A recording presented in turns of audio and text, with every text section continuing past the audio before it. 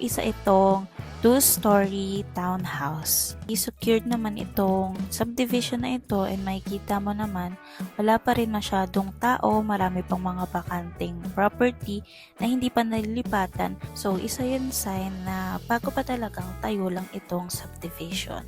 As you can see, pangalawa siya dito sa may kanto, katabi lang siya ng corner lot. Lalapitan natin, ayan, ganyan pa kalawak yung lupa mo sa harapan na pwede mong extend. So ito na po yung property sa loob.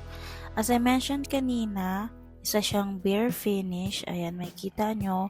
May pintura na pala. I'm sorry. Meron lang siyang stairs na steel. Meron na tayong CR dyan. Not sure lang if tiles na, pero ang alam ko tiles na siya. Binidyahan ko rin pala itong likod. Ayan, kasi para makita nyo kung gaano pa rin kalawak yung lupa nyo dyan sa may bandang likod. And